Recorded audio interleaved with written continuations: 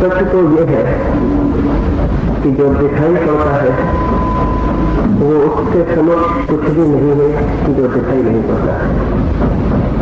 एक वृक्ष को हम देखते हैं, आकाश में फैली हुई शाखाएं दिखाई पड़ती हैं, हवाओं में नाचते हुए पत्ते दिखाई पड़ते हैं, सूरज की किरणों में मुस्कुराते हुए फूल दिखाई पड़ते हैं, लेकिन वे जड़ें नहीं दिखाई पड़ती हैं जिनके बिना ये वृक्ष बिल्कुल नहीं हो सकते। वे जड़ें पृथ्वी के नीचे छिपी है और अगर कोई इन जड़ों को भूल जाए तो वृक्ष के प्राण उसी क्षण क्षीण होने शुरू हो जाएंगे। जो दिखाई पड़ता है वृक्ष वो उस वृक्ष के ऊपर निर्भर है जो जमीन के नीचे छिपा है और दिखाई नहीं पड़ता है। मनुष्य का जीवन भी जो दिखाई पड़ता है वो आकाश में फैले हुए पत्तों की तरह, लेकिन जो नहीं दिखाई पड़ता परमात्मा तो वो जड़ की तरह भीतर छिपा हुआ है। लेकिन उस परमात्मा से अगर हमारे संबंध छूटने शुरू हो जाए तो हमारे जीवन के पत्ते फूल शाखाएं सब कुम्हानी शुरू हो जाती है। जब दिखाई नहीं पड़ती परमात्मा भी दिखाई नहीं पड़ता है। जहां से जीवन फूटता है और विकसित होता है वही दिखाई नहीं पाता है। शायद उससे छुपा होना भी जरूरी है। जितना महत्वपूर्ण काम है वो छुप के ही संभव हो पाता है, तो वो अंधेरे में, मौन में, शांति में, एकांत में संभव हो पाता है। जड़ों को हम सूरज की रोशनी में निकाल लें फिर वे काम करना बंद कर देंगे, वे छिपकर काम करती हैं। ऐसे ही परमात्मा भी जीवन के सारे प्रगट के भीतर अप्रगट होकर काम करता है, लेकिन जो है वो हमें दिखाई पड़ता है आंखों से, और जो नहीं दिखाई पड़ता हम सोचते हैं वो नहीं है। हम बहुत ज्यादा पार्थिव ढंग से सोचते हैं। अगर एक फूल के पास एक कवि को ले जाए, एक प्रेमी को ले जाए, एक चित्रकार को ले जाए, तो उसे फूल में बहुत कुछ दिखाई पड़ता है जो हमें दिखाई नहीं पड़ता। और अगर वो फूल के सौंदर्य की बातें करे तो हम कहेंगे कहां है सौंदर्य? रंग है, आकार है, फूल में कुछ खनिज है, कुछ केमिकल है, कुछ पदार्थ है, सौंदर्य कहां है? शायद फूल को प्रेम करने वाला सौंदर्य को निकाल के अलग दिखा भी नहीं सकता। शायद वो कुछ भी नहीं कह सकता, हार जाएगा। ऐसा ही कुछ जीवन में जो महत्वपूर्ण है वो भी उनको दिखाई पड़ता है जो देखने के लिए एक रिसेप्टिविटी, एक ग्राहक का अपने भीतर पैदा कर लेते हैं, अन्यथा दिखाई नहीं पड़ता। लेकिन हमें तो अपने ही भीतर जो है वही दिखाई नहीं पड़ता है।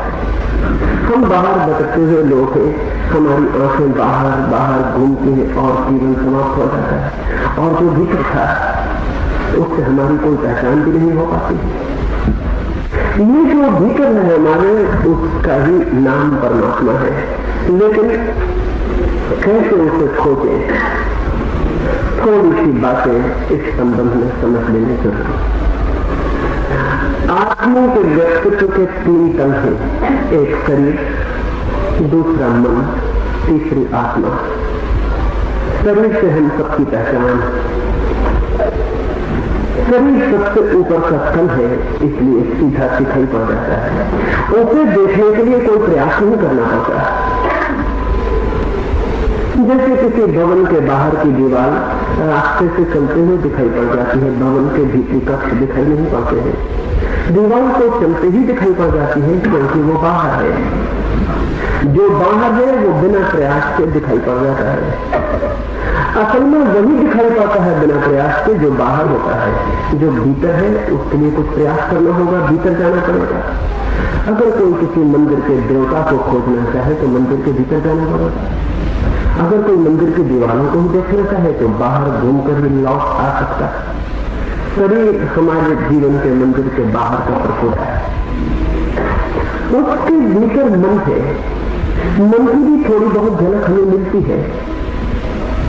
मन का भी थोड़ा बहुत ख्याल हमें होता है, क्योंकि दुख होता है, सुख होता है, क्रोध होता है, प्रेम होता है, शरीर को भूख लगती है, प्यास लगती है। तो ये सारी खबरें कैसे होती है? शरीर को तो ये खबरें नहीं हो सकती। शरीर के भीतर कोई है जिससे ये पता चलता है भूख लगी, जिससे पता चलता है पैर में तकलीफ है। पैर को भी कभी पता नहीं चलता कि पैर में तकलीफ है, सिर को कभी पता नहीं चलता कि सिर में दर्द है, दर्द किसी और को पता चलता है। जिससे पता चलता है उसकी थोड़ी सी झलक हमें भी मिलती है कि शरीर के भीतर मन जैसी भी कोई बात है, उसका भी थोड़ा अनुमान होता है, लेकिन उसके पीछे भी कोई और है, उसका हमें अनुमान भी नहीं हो पाता, उसकी में शांति नहीं आ पाता। मंदिर की दीवार से हम परिचित होते हैं, कुछ भीतर की दहलानों से परिचित होते हैं, लेकिन गर्भगृह से जहां देवता का निवास है उससे हम बिल्कुल ही अपरिचित रह जाते हैं। कुछ कारण है, उनको समझ लेने से कुछ दृष्टि उस तरफ उठनी शुरू हो सकती। शरीर के तल पर कुछ भूख है, कुछ प्यास है, मन के तल पर भी कुछ भूख है, कुछ प्यास है, और आत्मा के तल पर भी कुछ भूख और प्यास है। शरीर के तल पर जो भूख है उसे हम पूरा करते रहते हैं। शरीर मान जाता है, अगर शरीर को उसकी जरूरतें पूरी न हो तो शरीर कष्ट में पड़ जाता है। अगर भूख लगी है और रोटी न मिले तो शरीर कष्ट में पड़ जाएगा। कष्ट का मतलब है वो जोर से मांग करने लगेगा कि रोटी दो। कष्ट का मतलब है वो ये कहने लगेगा रोटी नहीं मिली तो मैं काम करने से इंकार करता हूँ। कष्ट का मतलब ये है कि वो कहेगा कि रोटी अगर नहीं मिलती है तो मैं मरता हूं। कष्ट का मतलब है इस बात की खबर कि शरीर सहयोग छोड़ रहा है, इंकार कर रहा है, कोऑपरेशन से इंकार कर रहा है। आपको रोटी देनी पड़ेगी, पानी देना पड़ेगा, हवा देनी पड़ेगी, कपड़े देने पड़ेंगे, गर्मी सर्दी की हिफाजत करनी पड़ेगी। शरीर पूरे वक्त अपनी मांग कर रहा है। शरीर की ये मांगे अगर पूरी न की जाए तो कष्ट मालूम पड़ेगा। कष्ट का अर्थ है शरीर की मांग का पूरा न होना, और अगर मांगे पूरी कर दी जाए तो कोई सुख मालूम नहीं पड़ेगा। ये समझ लेना जरूरी है। शरीर का स्वभाव है कि उसकी मांग पूरी न हो तो वो कष्ट अनुभव करेगा, मांग पूरी हो जाए तो बात खत्म हो गई, कोई सुख अनुभव नहीं होगा। लेकिन हम कहते हैं कि जब ठीक खाना मिल जाता है तो बड़ा सुखद लगता है। हम कहते हैं जब रात ठीक नींद आ जाती है तो बड़ा सुखद लगता है। उस सुखद का अर्थ है कष्ट का अभाव। वो सुख निगेटिव है, उस सुख की कोई पॉजिटिव कोई विधायक स्थिति नहीं है। पेट में भूख लगी है तो कष्ट मालूम होता है, रोटी पेट में डाल दी गई तो अब कष्ट मालूम नहीं होता है, इसी को हम सुख समझ लेते हैं। इसलिए जिनको निरंतर रोटी मिलती रहती है, जिन्हें निरंतर कपड़े मिलते हैं, जिन्हें निरंतर शरीर को कष्ट का कोई अवसर नहीं आता, वे बड़े परेशान हो जाते,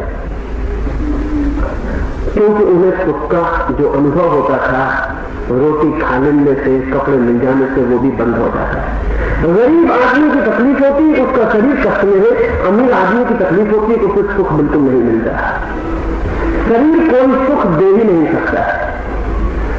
शरीर दो तरह के दुख देता है, या तो भूख का दुख देता है या ज्यादा खाना खा लेने का दुख देता है। कम खाओ तो भी दुख देगा, ज्यादा खाओ तो भी दुख देगा। अगर बीच में खाओ तो दुख नहीं देगा, कष्ट नहीं देगा, बस सुख शरीर कभी भी नहीं देता है। शरीर ने कभी किसी को कोई सुख नहीं दिया है, इसलिए जो लोग शरीर के तल पर ही जीते हैं उन्हें सुख कभी भी नहीं मिलता है। हाँ, उन्हें दो तरह के दुख मिल सकते हैं। गरीब का दुख, गरीब के दुख का मतलब है शरीर की जरूरतें पूरी न होना, या उन्हें दुख मिल सकता है अमीर का दुख। अमीर के दुख का मतलब है जरूरत से ज्यादा चीजों का पूरा हो जाना। कम खा लो तो एक तकलीफ है, ज्यादा खा लो तो एक तकलीफ है, मकान न हो तो एक तकलीफ है, और बहुत बड़ा मकान हो तो भी एक तकलीफ है, पैसा न हो तो भी एक तकलीफ है, बहुत पैसा हो जाए तो भी एक तकलीफ है। लेकिन शरीर के तल पर सुख कोई भी नहीं। शरीर के तल पर सुख का अर्थ है कष्ट का न होना, बस इतना ही अर्थ। फिर दूसरा तल है मन का। मन की भी जरूरतें हैं, मन की भी मांगे हैं, मन की भी भूख है।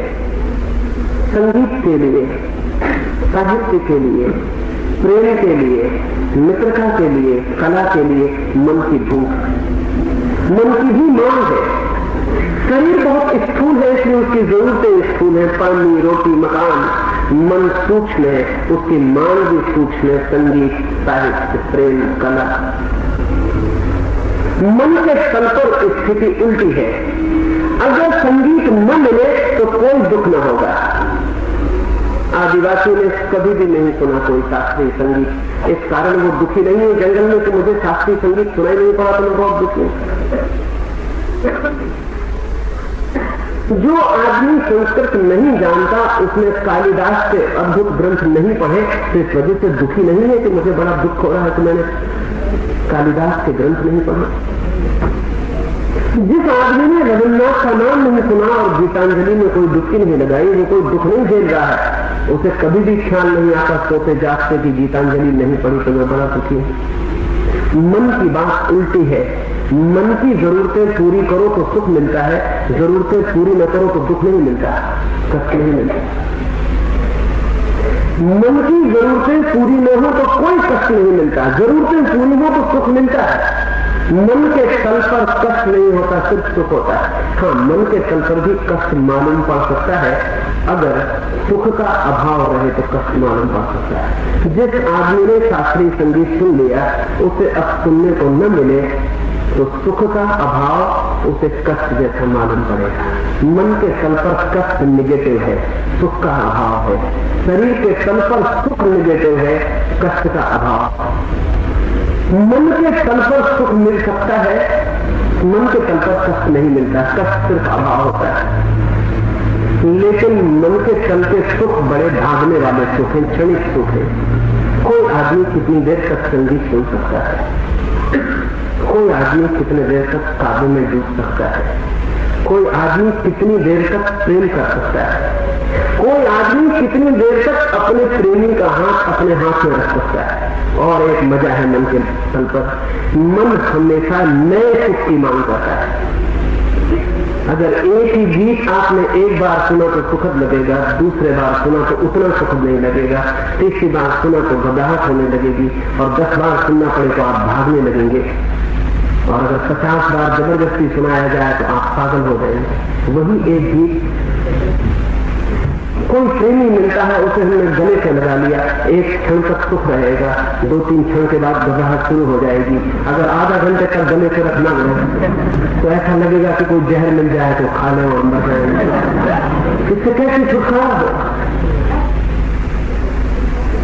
मन की बड़ी क्षणिक अनुभूति है, थोड़ी देर में वो अनुभूति से इंकार करने लगता है, वो कहता नया और नया और नया। शरीर हमेशा पुराने को मांगता है, मन हमेशा नए को मांगता है। शरीर कहता है कल जो हुआ था वही आज, अगर कल 10 बजे भोजन मिला था तो आज भी 10 बजे भोजन मिलना चाहिए। अगर 10:30 बज गया तो शरीर में तकलीफ शुरू हो जाएगी। शरीर कहता है कल जो खाट मिली थी सोने को वही आज मिलनी चाहिए। शरीर आदत से जीता है, आदत सदा पुरानी होती है, आदत पुनरुक्ति होती है। इसलिए जो आदमी अपने शरीर को एक यंत्रवत ढाल लेता है उस आदमी का शरीर सबसे कम कष्ट देता है। ठीक वक्त को उठाता है, रोज ठीक समय पर सो जाता है, ठीक समय पर खाना खाता है, जो खाना रोज खाता है वही खाता है, कोई गड़बड़ नहीं करता। शरीर यंत्र की तरह है, वो रोज पुराने की पुनरुक्ति मांगता है। अगर शरीर को रोज रोज नया दो, शरीर तकलीफ में पड़ जाता है, शरीर कष्ट में पड़ जाता है, शरीर एडजस्ट नहीं हो पाता नए के लिए, शरीर पुराने की मांग है। इसलिए जो पुरानी दुनिया थी उसमें शरीर बहुत आराम में था, सब बंधा हुआ काम था।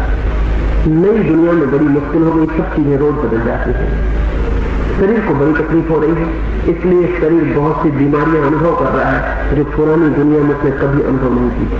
नई बीमारियां, नई तकलीफें शरीर के लिए खड़ी हो गई, क्योंकि शरीर का सारी की सारी व्यवस्था टूट गई है। एक आदमी हवाई जहाज से चलता है, आज सुबह हिंदुस्तान में है, थोड़ी देर बाद पाकिस्तान में है, थोड़ी देर बाद अरब में है, थोड़ी देर बाद यूरोप में है, सब बदल जाता है। दिन भर में 10 मुल्क बदल जाते हैं, 10 तरह का खाना बदल जाता है, 10 तरह की हवा बदल जाती है, 10 तरह के मकानों में सोना पड़ता है, 10 तरह की भाषाएं बदल जाती हैं, 10 तरह के लोग बदल जाते हैं। शरीर बड़ी मुश्किल में पता है कि ये क्या हो रहा है। शरीर बहुत बेचैन हो जाता है, शरीर बंधा हुआ श्रम चाहता है, शरीर की आकांक्षा पुराने के लिए। इसलिए जितने शरीरवादी लोग होंगे वो हमेशा पुराने के प्रति उत्सुक और आतुर होंगे, नए की उनके प्रति कोई आकांक्षा नहीं होगी। लेकिन मन रोज नए की मांग करता है, वो कहता है रोज नया चाहिए, रोज नया चाहिए। कल जो किताब पढ़ी आज नहीं पढ़नी है, कल जो फिल्म देखी आज नहीं देखनी है, कल जो गीत सुना अब नहीं सुनना है। ये मांग शरीर की बढ़ती चली जाती, मन की मांग बढ़ती चली जाती, रोज नया रोज नया। बड़ी मुश्किल हो गई। मैंने सुना हवाना में, हवाई जीप में उन्होंने हवाना को इस तरह बनाया है कि रात दिन हवाना को बदलने की कोशिश चलती रहती उस नगर को, क्योंकि कल जो यात्री आए थे ताकि वो कल फिर आ सके और वो ये अनुभव न करे कि पुरानी बस्ती में आ गए। अगर एक होटल में आप ठहरते हैं आज जाके और कल आप फिर उस होटल में ठहरने जाएं तो आप पाएंगे कि चीजें बहुत कुछ बदल गई हैं। बोर्ड का रंग बदल गया, कमरों के रंग बदल गए, लाइट बदल गए, खिड़कियां सब दूसरी लगा दी गई है। क्यों? क्योंकि ताकि आप ये न कह सकें कि वही होटल सिर्फ अमेरिका जैसे मुल्कों में जो मन की दुनिया में जी रहे हैं, तीव्र परेशानी है रोज नए को लाने की, इसलिए अमेरिका में इतने जोर का तलाक है। पति भी पुराना पसंद नहीं पाता, पत्नी भी पुराना पसंद नहीं। हिंदुस्तान में तलाक जैसी बात हमारी कल्पना में नहीं आती। हमने विवाह को शरीर के तल पर बांध रखा है। जिस दिन विवाह को मन के तल पर उठाया उसी दिन तकलीफ शुरू हो जाती है, क्योंकि मन कहता है रोज नया। वही पत्नी रोज रोज उबाने वाली, घबराने वाली मालूम पड़ने लगती। वही पति रोज सुबह दिखाई पड़ता, वो बहुत घबराने वाला होता। मैंने सुना है एक अमेरिकी अभिनेत्री ने जीवन में 32 विवाह किए और जब उसने 31वां विवाह किया तो 15 दिन बाद पता चला कि यह आदमी एक दफा और उसका पति रह चुका है। इतनी जल्दी जल्दी बदलाहट की थी कि फुर्सत कहां रही याद रखने की कि कौन आदमी कितनी बार बदल गया है, क्या हुआ है। अगर मन के तल पर विवाह को लाया गया तो विवाह टिकने वाला नहीं है, वो क्षण क्षण में बदलने की मांग वहां भी शुरू हो जाएगी। और अभी तलाक है, कल तलाक भी ऐसा लगेगा कि तलाक में भी तो साल 2 साल लगते हैं, शादी विवाह करो। इसलिए नए नए प्रयोग वहां चल रहे हैं। ट्रायल मैरिज है कि शादी मत करो, पहले ट्रायल करो, अगर ट्रायल में उग जाओ तो झंझट खत्म करो।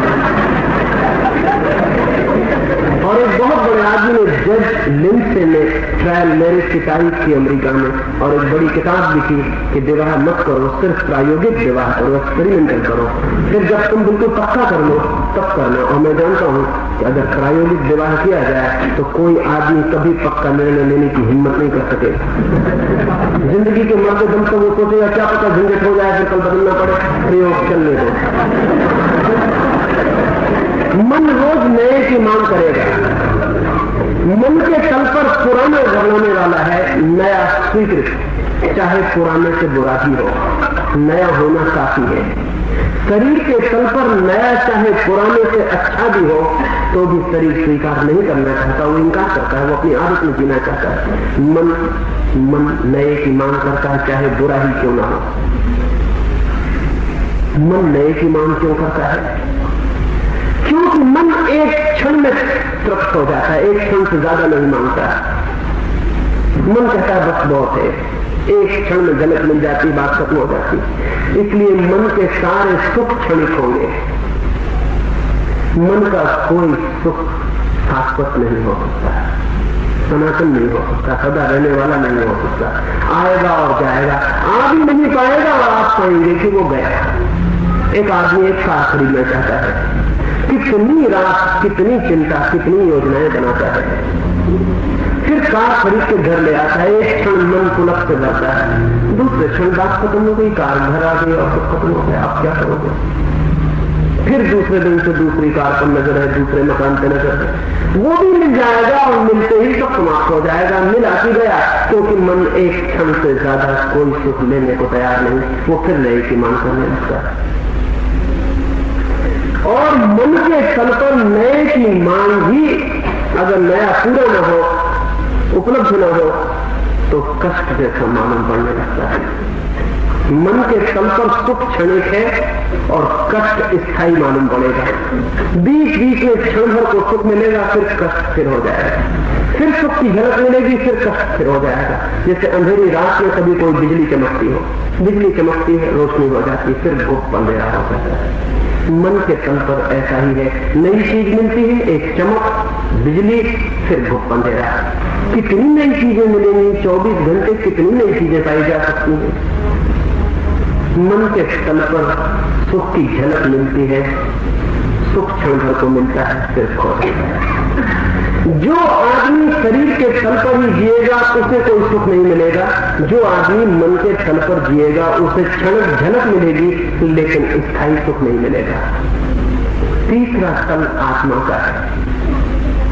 आत्मा की भी भूख है, जैसे शरीर की भूख है, मन की भूख है, आत्मा की भी भूख है। जैसे शरीर की प्यास है, मन की प्यास है, ऐसी ही आत्मा की भी प्यास है।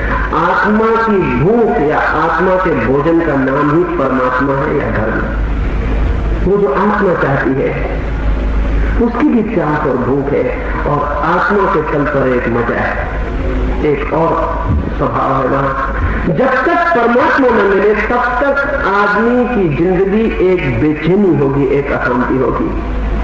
उसे चाहे पता हो या न पता हो भीतरी भूख का, उसकी जिंदगी में एक बेचैनी भीतर, एक रेस्टलेसनेस भीतर सरकती रहेगी। उसे हमेशा ऐसा लगेगा कुछ खोया हुआ है, कुछ खोया हुआ है, कुछ है जो नहीं मिला है। उसे पता भी नहीं कि क्या खोया हुआ है, क्योंकि जो मिला ही नहीं है उसके खोने का पता भी कैसे हो सकता है। लेकिन एक अनजानी बेचैनी, एक अनजान परेशानी, एक अशांति, 24 घंटे खाना मिल जाएगा फिर भी उसे लगेगा कुछ है जो खोया हुआ है। मकान बन जाएगा फिर भी लगेगा बन गया सब, लेकिन कुछ है जो नहीं बना। संगीत सुन लेगा, कहेगा सुख मिला, लेकिन फिर भी कुछ है जो छूट गया। मन का सब मिल जाए, शरीर का सब मिल जाए, फिर भी पीछे एक खालीपन, एक एम्प्टीनेस भीतर सरकती रहेगी। वो पीछे से चोट करती रहेगी। वो चोट आत्मा की भूख है। वो कहती है आत्मा की जब तक परमात्मा न मिल जाए तब तक सब मिला हुआ धोखा है। इस आत्मा की भूख को भी समझ लेना चाहिए। नहीं मिलता है परमात्मा तो एक अनजाना दुख पूरे जीवन में छाया रहेगा। शरीर की तृप्तियां मिलेंगी, मन के सुख मिलेंगे, सब झलकेंगे, खो जाएंगे, लेकिन एक स्थायी स्वर दुख का, एक उदासी, एक बेचैनी, एक विषाद, एक एंग्विश, एक चिंता, एक एंजाइटी पीछे खड़ी रहेगी पूरे वक्त। जब तक नहीं मिलती है वो अनुभूति जिसको हम परमात्मा कहें, तब तक ये बेचैनी खड़ी रहेगी। और जैसे ही उस अनुभूति की एक झलक मिल जाए ये बेचैनी बिल्कुल समाप्त हो जाएगी, जैसे कभी थी ही नहीं। और एक बार वो झलक मिल जाए तो वो झलक फिर कभी खोती नहीं। शरीर को रोज भोजन देना पड़ता है, फिर 24 घंटे में भोजन चुक जाता है, फिर भोजन दो, फिर पानी दो, फिर पानी चुक जाता है। शरीर को 24 घंटे दो तब शरीर काम करता है। मन को कितना भी दो वो एक क्षण में चुक जाता है। वो कहता फिर उसकी भूख एक क्षण में बदल जाती है। आत्मा को एक बार दे दो फिर दोबारा उसकी मांग नहीं होती। जो मिल गया वो मिल गया और वो सदा के लिए मिल जाता है। शरीर के तल पर सुख नहीं होता, सिर्फ कष्ट होते हैं या कष्ट का अभाव होता है। मन के तल पर सुख होता है, कष्ट नहीं होता, या सुख का अभाव होता है जिसे हम कष्ट समझते हैं। आत्मा के तल पर होता है दुख और या होता है आनंद। दुख गया कि फिर जो शेष रह जाता है वो आनंद है। वो उस आनंद की तलाश की धर्म है, उस परमात्मा नाम के भोजन की खोज, उस खोज का विज्ञान ही धर्म है। और आज मेरे मित्रों ने चाहा है कि मैं कहूं कि व्यस्त जीवन में उस परमात्मा नाम के भोजन को कैसे पाया जा सकता है। निश्चित ही जीवन व्यस्त है और सदा से व्यस्त रहा है। व्यस्त रहने के दो कारण हैं। एक तो कारण है शरीर और मन की जरूरतें पूरी करनी है। पूरी करनी है तो व्यस्त रहना पड़ेगा। जिसको शरीर की ही जरूरतें पूरी करनी है उसे बहुत व्यस्त नहीं रहना पड़ेगा, क्योंकि शरीर की जरूरतें बड़ी सीमित हैं। जानवर है, एक शेर है, वो दिन में एक दफा उठता है, जाके शिकार कर लेता है, खा पी के सो जाता है, उसकी जरूरत खत्म हो गई। फिर दिन भर वो व्यस्त नहीं रहता, भोजन मिल गया, बात खत्म हो गई। जानवर सिर्फ शरीर के तल पर जीता है, उसकी जरूरतें बहुत सीमित हैं, शरीर की मांग पूरी हो जाती, बात खत्म हो जाती। फिर वो ये भी नहीं कहता शरीर के यही जानवर कल खाया था, यही आज खाने लगे, बोर हो गए। अब तो कोई जानवर बोर होता ही नहीं, पता ना, कोई जानवर कभी उगता नहीं। बोर्डम जैसी चीज जानवर की दुनिया में नहीं होती, सिर्फ आदमी की दुनिया में होती, क्योंकि जानवर के पास मन नहीं है। मन बोर होता है, उग जाता है। शरीर तो कभी बोर नहीं होता, जो उसे कल मिला वही दे दो, मजे से प्रसन्न होकर तृप्त हो जाता है, बात खत्म हो जाती है। शरीर तो एक यंत्र है, जैसे हम मोटर में पेट्रोल डाल देते हैं, वो मोटर ही नहीं कहती ये पेट्रोल खल डाला, आज फिर वही डालने लगे, वही इक्सो की दुकान पर फिर खल हो गया। आज हमें दूसरा बर्मा सेल चाहिए, ये तीसरा हमें इंडियन ऑयल चाहिए, अब ये तेल हम नहीं लेंगे। नहीं, मोटर को कोई मतलब नहीं है, मोटर को पेट्रोल चाहिए। शरीर को भी कोई मतलब नहीं है कि आप क्या देते हो, उसकी जरूरत पूरी हो जानी चाहिए, बस जरूरत पूरी हो गई, बात खत्म हो गई। इसलिए जानवर ज्यादा व्यस्त नहीं है, जानवर बिल्कुल ही व्यस्त नहीं है। एक कुत्ते को देखो, एक बिल्ली को देखो, बिल्ली व्यस्त दिखाई पड़ेगी जब तक चूहा न मिल जाए, फिर उसके बाद बात खत्म हो गई। चूहा मिल गया, फिर बिल्ली शांति से बैठ के पता नहीं ध्यान करती है, सपना देखती है, क्या करती है। लेकिन मेरा ख्याल है कि बिल्ली ध्यान भी कभी करती होगी जब चूहा न मिलता होगा, चूहे का ध्यान करती होगी, बाकी ध्यान भी नहीं करती होगी। मैंने सुना है एक बिल्ली एक झाड़ के नीचे बैठ कर सपना देख रही थी।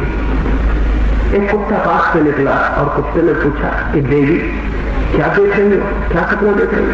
तो बिल्ली ने कहा, बड़ा आश्चर्य, मैंने सपने में देखा कि वर्षा हो रही है, वर्षा में पानी की जगह चूहे गिरते हैं। और उस कुत्ते ने कहा, मूर्ख बिल्ली, हमने पुरखों से कभी नहीं सुना, हमारे शास्त्रों में लिखा हुआ है कभी चूहे गिरते हैं। जब भी वर्षा होती है भगवान खुश होता है तो हड्डियां गिरती हैं, चूहे कभी सुने? हमने भी सपने देखे हैं लेकिन हड्डियां गिरती हैं, चूहे कभी गिरते हैं। ये बात ही गलत। ठीक कहता है कुत्ता, क्योंकि कुत्ते के सपनों में चूहे क्यों गिरेंगे? कुत्ते के सपने में जब भूख पेट में होती होगी तो हड्डियां गिरती होंगी। बिल्ली के सपने में हड्डियां गिरने का क्या कारण? जब भूख होती होगी तो चूहे गिरते होंगे, लेकिन सपने यही खत्म हो जाते हैं। शरीर से ज्यादा जानवर का व्यक्तित्व नहीं।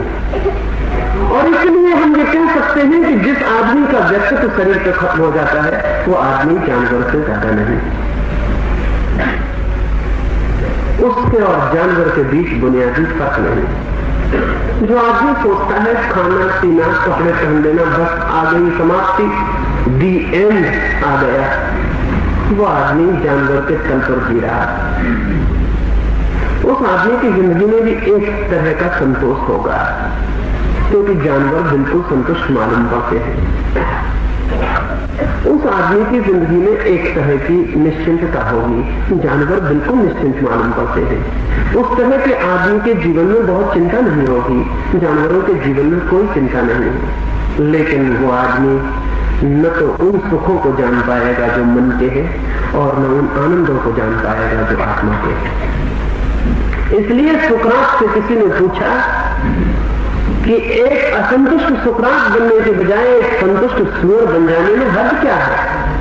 सुकरात ने कहा कि मैं एक संतुष्ट सुअर बनने के बजाय एक असंतुष्ट सुकरात ही बनना चाहूंगा, क्योंकि संतुष्ट सुअर उन लोगों की यात्रा नहीं कर पाता जिन लोगों की यात्रा असंतुष्ट सुकरात कर सकता है। इसलिए देखा होगा कि न तो जानवर बोर होते हैं, ऊबते हैं, और न जानवर कभी हंसते। किसी जानवर को कभी हंसते हुए देखा? अगर रास्ते पे कोई भैंस हंसती हुई मिल जाए तो फिर जिंदगी भर सो नहीं सकोगे, फिर ऐसे भागोगे, ऐसा प्राण छोड़ दोगे कि मर जाए। ये क्या हो गया कि भैंस हंस रही? नहीं, कोई जानवर नहीं हंसता सिवाय आदमी नाम के जानवर को छोड़कर,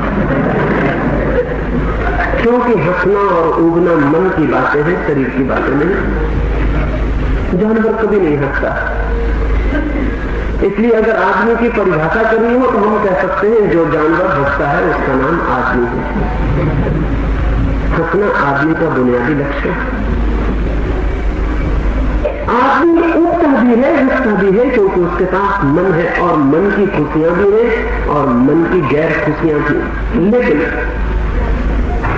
शरीर के तल पर ही अगर आदमी रह जाए तो वो मशीन की तरह जीता है और समाप्त हो जाता है।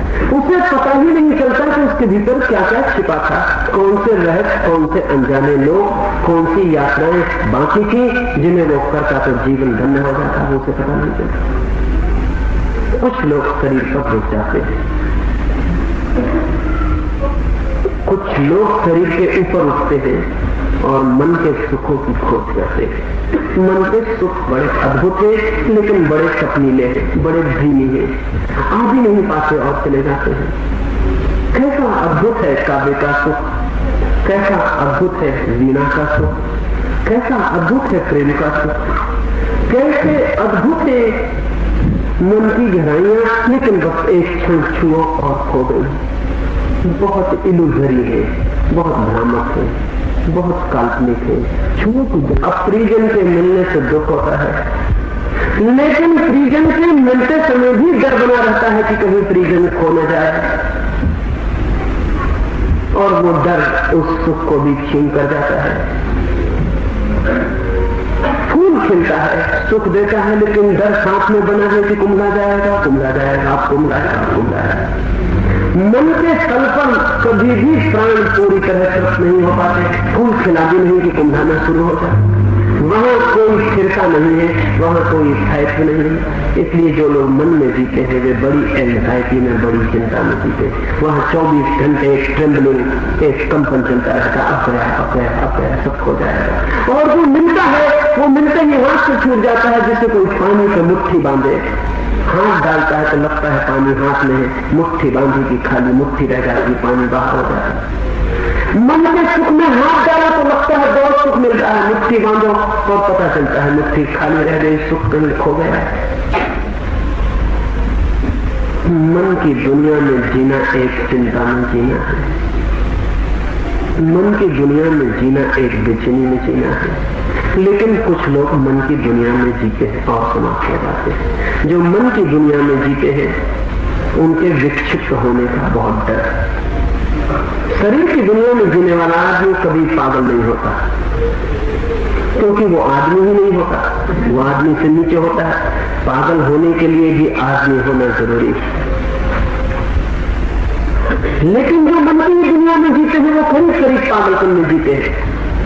इसलिए जितना ज्यादा मन की दुनिया में जीना शुरू होगा उतनी विक्षिप्तता, मैडनेस बढ़नी शुरू हो जाएगी। आज अमेरिका में सबसे ज्यादा पागलों की संख्या है सारी दुनिया में। आज अमेरिका में सबसे ज्यादा डॉक्टर हैं दिमाग के। क्यों? अमेरिका बहुत तेजी से मन में जी रहा है। एक आदिवासी गांव में जाओ, बस्तर के किसी पहाड़ी में छिपे हुए गांव में, तो पागल आदमी नहीं है, क्योंकि वो आदमी अभी आदमी के तल पर भी खड़े होकर नहीं जी रहा है। अभी वो संक्रमण से, ट्रांजिशन से नहीं गुजर रहा है जहां से गुजरने में तकलीफ होगी। अगर रुक जाएगा तो तकलीफ बहुत होगी, अगर आगे बढ़ जाएगा तो बड़े सुख का लोक है। आदमी एक ट्रांजिशन से पशु से परमात्मा की तरह, या तो पशु रहो तो एक तरह की शांति रहेगी, या परमात्मा हो जाओ तो एक तरह की शांति होगी। लेकिन पशु होने की शांति अज्ञान की शांति है, मरे हुए आदमी की शांति है। परमात्मा होने की शांति जीवन की शांति है। मरघट भी शांत होता है, लेकिन मरघट की शांति का मतलब है कि वहां कोई है ही नहीं। एक मंदिर भी शांत हो सकता है, लेकिन मंदिर की शांति का अर्थ है कि वहां जो लोग हैं वे शांत है। एक स्थिति है पशु की, एक स्थिति है परमात्मा की, और बीच में एक ट्रांजिशन, एक बीच में संक्रमण का काल है मन का। वो स्थिति अधिकतम मनुष्यों की है, मन के बीच की। जो लोग मन में ही कोशिश करते हैं जीने की, वो अधर में लटक जाते हैं। न वो पशु है, न वो परमात्मा है। दोनों तरफ का खिंचाव पड़ता है। शरीर कहता है पशु हो जाओ तो सब ठीक हो जाएगा, आत्मा कहती है और आगे बढ़ाओ तो सब ठीक हो जाएगा, लेकिन वहां मत रुको जहां रुको। शरीर भी कहता है वहां मत रुको, आत्मा भी कहती है वहां मत रुको, और मन कहता है यहीं रुके रहो। और वहां रुकने जैसा कुछ नहीं मालूम पड़ता, एक क्षण सुख मिलता है, फिर भूख में रहा। ये टेंशन है आदमी का, ये तनाव। नीचे ने कहा है आदमी एक रस्सी है दो अनंतताओं के बीच फैली हुई। नीचे ने कहा कि आदमी एक ब्रिज है दो अनंत के बीच। ठीक कहता है वो। आदमी एक सेतु है, एक पुल। पीछे एक रास्ता है जो छूट गया, आगे एक रास्ता है जो अभी शुरू नहीं हुआ, और हम बीच के पुल पर खड़े हैं। और ये पुल ऐसा नहीं है कि लोहे का हो, ये पुल है मन का, जो पानी से भी ज्यादा चंचल है। इस पुल पर हम खड़े हैं जो कप रहा है पूरे वक्त, कब बह जाएगा पता नहीं। तो हमारे प्राण भी कपते हैं, मन कहता है लौट चलो पीछे, एक मन कहता है बढ़ चलो आगे, और वो जो मन है हमारा वो कहता है ये सुख छोड़ो मत, ये प्रेम, ये पत्नी, ये संगीत, ये खाद, ये सारे सुख छोड़ो मत, इन्हें भोग लो। मन कहता है यही रुक जाओ, शरीर कहता है पीछे लौट आओ, आगे कोई अनजान पुकार बुलाती है परमात्मा की, बड़े आओ। इस सब में आदमी एक चिंता में, परेशानी में पड़ जाता है। जो लोग मन पर रुक जाते हैं वो बड़ी गलत मंजिल पर रुक जाते हैं। वो आगे बढ़े, शरीर से ही अच्छा किया, लेकिन अभी और आगे बढ़ना था, रुक नहीं जाना था। वो जो तीसरी पुकार है वो परमात्मा की पुकार है, और आगे और आगे।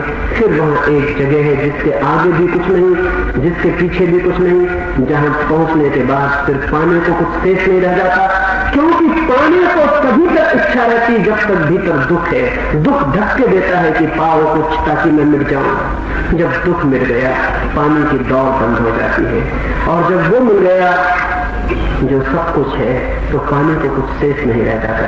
लेकिन कैसे पाए उसे? हम तो बहुत व्यस्त थे, हम तो सुबह से लेकर शाम तक व्यस्त थे, या तो शरीर के काम में व्यस्त थे या मन के काम में व्यस्त, या तो शरीर की मांगें पूरी कर रहे हैं या मन की मांगें पूरी कर रहे हैं। हम इस परमात्मा के लिए समय कहां से निकालें? ये तीसरी मांग कौन पूरी करे, कैसे पूरी करे? कहां है समय, कहां है अवसर, कहां है सुविधा?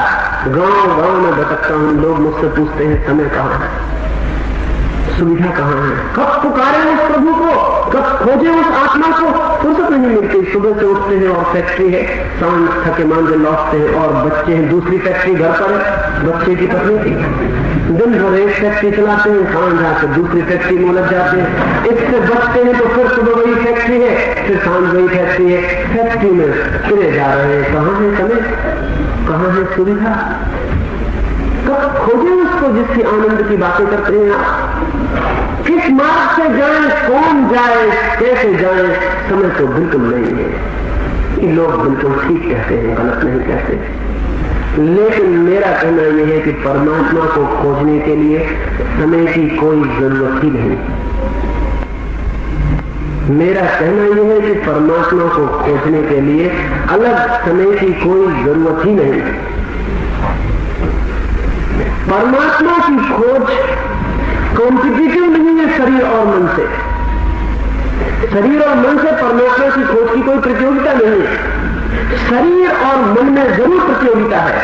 अगर आपको शरीर की खोज करनी है तो उतनी देर तक मन की खोज बंद कर देनी पड़ेगी, क्योंकि जो आदमी रोटी कमाने गया है वो उसी वक्त वीणा सीखने नहीं जा सकता, या जो आदमी वीणा सीखने गया है उसी वक्त रोटी नहीं कमा सकता। इसलिए तो ये गड़बड़ हो जाती है कि जो लोग रोटी कमाते हैं वो कभी कविता नहीं करते, जो कविता कमाने लगते हैं हमेशा भूखे मरते हैं। ये हमेशा हो जाता है क्योंकि कॉम्पिटिटिव है। अगर मन की खोज करने जाते हैं तो शरीर की खोज में थोड़ी बहुत बाधा पड़ेगी। इसलिए हजारों साल तक मन की खोज सिर्फ राजा महाराजा धनपति लोग करते थे, गरीब आदमी मन की कोई खोज नहीं करता था। तो कहां सुविधा थी? एक महल, एक चम्हार बैठ के वीणा सुने, राजा महाराजा अपने महलों में वीणा सुनते थे, नृत्य देखते थे अप्सराओं के। एक भूंगी महल को कहां फुर्सत थी, कहां सुविधा थी? दिन भर झाड़ू लगाएगा सड़क पर, नृत्य कब देखेगा?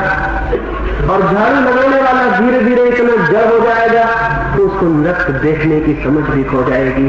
दिन रात हथौड़ी पीटेगा, सितार कब सुनेगा?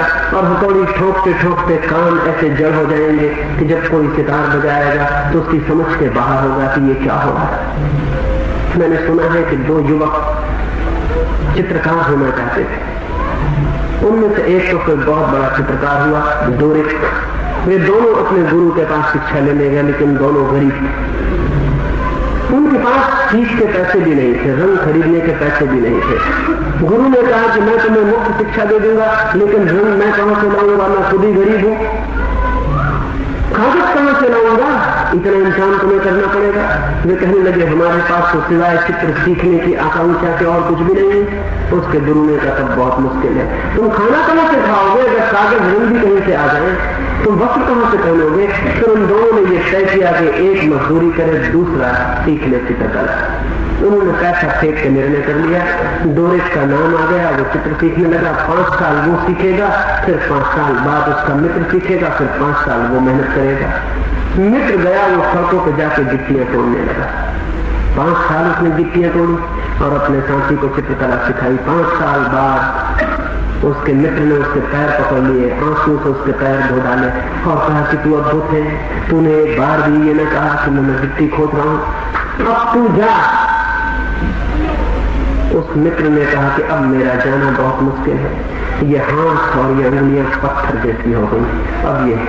अब ये पकड़ के बुरुष को, तुलिका को शायद ही चित्र बना सके, लेकिन कोई हर्ज नहीं, तू चित्र बनाने लगा। चित्र बनने चाहिए, मेरा भी हाथ तो है उन चित्रों में, हालांकि मैंने चित्र नहीं बनाए, गिट्टी तोड़ी।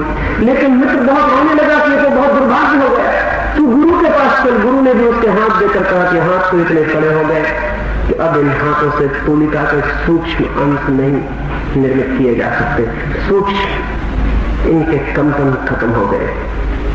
या तो गिट्टी तोड़ लो या तुलिका पकड़ लो, वहां प्रतियोगिता है। इसलिए दुनिया में मन की आकांक्षा थोड़े से लोगों की पूरी हुई, कोई अशोक, कोई अकबर, कोई पीटर महान, कोई एलिजाबेथ, इस तरह के लोगों के कुछ सुख पूरे हुए मन के। आम आदमी शरीर के लिए ही गिट्टियां तोड़ता रहा है, और ये ठीक भी है। आदमी को लगता है कि या तो ये कर लो या वो कर लो। भूख हो घर में, वीणा कैसे बजेगी? प्यास हो घर में, बीमारी हो घर में, चित्र कैसे बनेगा?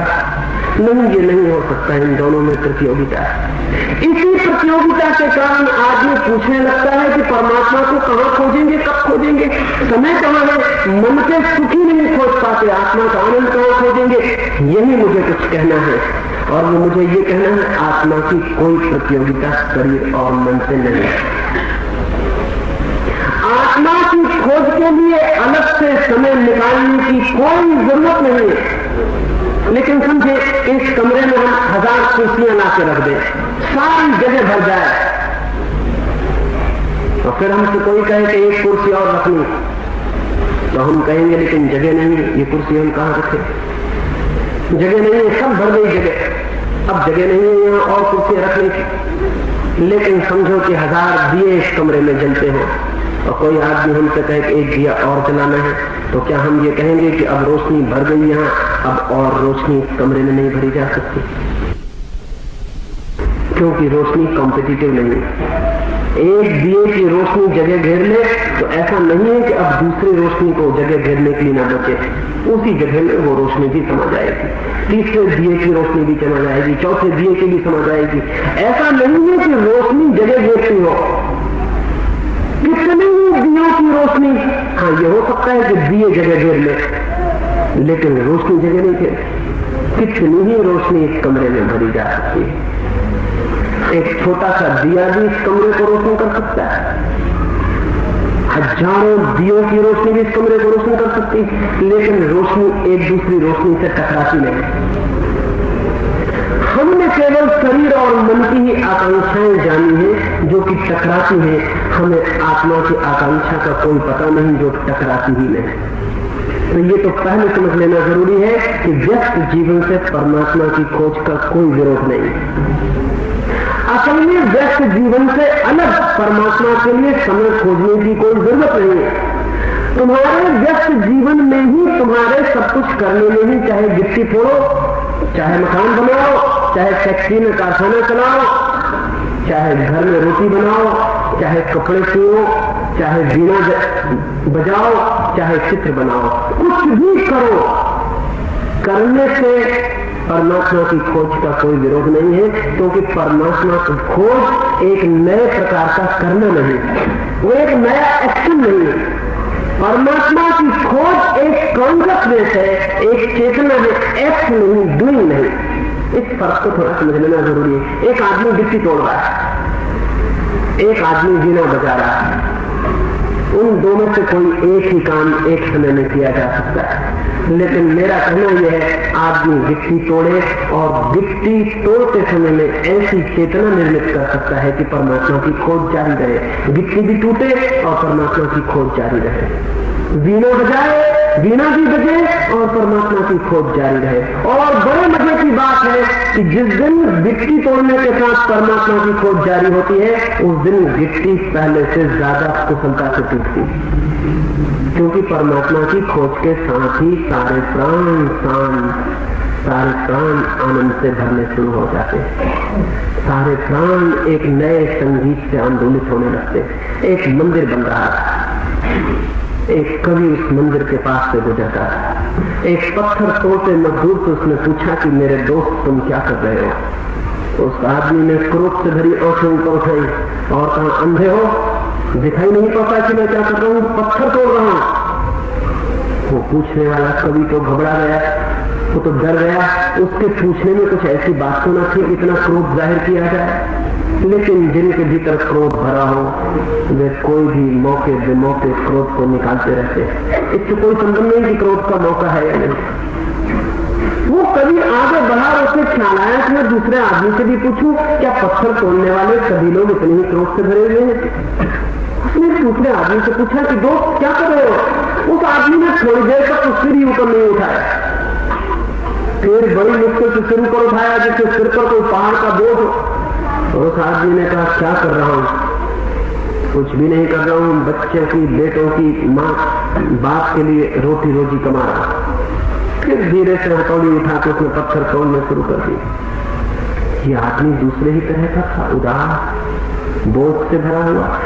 वो आदमी फिर खोज किया और कई पत्थर तोड़ने वाले थे। सीढ़ियों के पास एक जवान आदमी पत्थर तोड़ रहा था और गीत भी गा रहा था। वो उसके पास गया, उसको पूछा कि दोस्त क्या कर रहे हो? वो आदमी खड़ा हो गया और कहा, क्या कर रहा हूँ? पूछते हो क्या कर रहा हूँ? जैसे नाचता हो वो आदमी, जैसे उसकी वाणी एक गीत हो, और कहने लगा, भगवान का मंदिर बना रहा। ये तीनों आदमी पत्थर तोड़ रहे हैं, तीनों आदमी। एक आदमी पत्थर तोड़ रहा है क्रोध से। अब क्रोध से भी पत्थर तोड़ा जा सकता है। एक आदमी उदासी से पत्थर तोड़ रहा है, उदासी से भी पत्थर तोड़ा जा सकता है। एक आदमी आनंद से पत्थर तोड़ रहा है, आनंद से भी पत्थर तोड़ा जा सकता है। और न क्रोध बाधा बनता है, न उदासी, न आनंद। इनका कोई कंपटीशन पत्थर तोड़ने से नहीं, इनकी कोई प्रतियोगिता पत्थर तोड़ने से नहीं। वो आदमी ये नहीं कर सकता कि मैं पत्थर तोड़ रहा हूं तो मैं क्रोध कैसे करूं। वो आदमी ये नहीं कह सकता दूसरा आदमी मैं इस वक्त पत्थर तोड़ रहा हूं, उदास कैसे हो जाऊं। वो तीसरा आदमी ये नहीं कह सकता इस वक्त मैं पत्थर तोड़ रहा हूं, गीत कैसे गुनगुनाऊं, इस वक्त आनंदित कैसे हो जाऊं। नहीं, पत्थर तोड़ने से आनंद का कोई विरोध नहीं। इससे मैं क्या समझाना चाहता हूं? इससे मैं ये समझाना चाहता हूं कि ध्यान का हमारे काम से कोई विरोध नहीं। हम जिस काम को भी ध्यान पूर्वक करें वही काम परमात्मा की तरफ ले जाने का मार्ग बन जाता है। जिस काम को भी व्यक्ति माइंडफुली, मेडिटेटिवली ध्यान पूर्वक कर सके वही काम परमात्मा का द्वार बन जाता है। इसलिए व्यस्त जीवन से परमात्मा का कोई विरोध नहीं, व्यस्त जीवन से आत्मा की खोज का कोई विरोध नहीं। मेडिटेटिवली ध्यान पूर्वक हम काम कैसे करें? अभी हम जो काम करते हैं वो ध्यान पूर्वक बिल्कुल नहीं है। और लोगों से हम पूछते करते हैं कि हम ध्यान कैसे करें, कब करें। हमारे घर में तो जगह नहीं है जहां हम ध्यान करें, जगह किसी घर में नहीं है। बच्चों की वजह से जगह घर में हो ही कैसे सकती है? बच्चे इतने पैदा होते चले जाते हैं कि सब घर होते होते चले जाते हैं, जगह तो जगह कहीं भी नहीं है, शोर को निकले हुए मुश्किल इतनी है, कहां बैठ जाए, कहां ध्यान करें? वो गलत प्रश्न पूछते हैं। ये सवाल नहीं है पूछने का कि कहां हम ध्यान करें, सवाल ये है कैसे हम ध्यान करें। ये सवाल जगह का नहीं, ये सवाल समय का नहीं है। लोग पूछते हैं कब हम ध्यान करें, सुबह की रात, ये भी सवाल गलत है। वेयर, कहां, वेन, कब, ये दोनों प्रश्न गलत है। सवाल सिर्फ एक है, हाउ, कैसे, कैसे हम ध्यान करें। क्योंकि ध्यान का संबंध न समय से है और न स्थान से है, न टाइम से न स्पेस से। ध्यान का संबंध एटीट्यूड से है, दृष्टि से है, भाव से है। इसलिए ध्यान में और व्यस्तता में कोई विरोध नहीं, बल्कि ये मजे की बात है कि जितना ध्यानपूर्वक आप काम करें उतने ही आप कम व्यस्त मालूम पड़ेंगे, उतने ही कम ऑक्युपाइड मालूम पड़ेंगे। गांधी जैसे आदमी जो ध्यान पूर्वक जीते हैं। हम सारे लोगों से बहुत ज्यादा काम करते हैं और कभी ये चीख पुकार नहीं मचाते कि मेरे पास समय नहीं है। गांधी ने इतना काम किया कि शायद पृथ्वी पर किसी दूसरे आदमी ने कभी नहीं किया हो। इस 50 वर्षों में तो दुनिया में किसी आदमी ने इतना काम नहीं किया है, लेकिन इस आदमी को परमात्मा की खोज में कोई बाधा नहीं पड़ती। ये ऐसे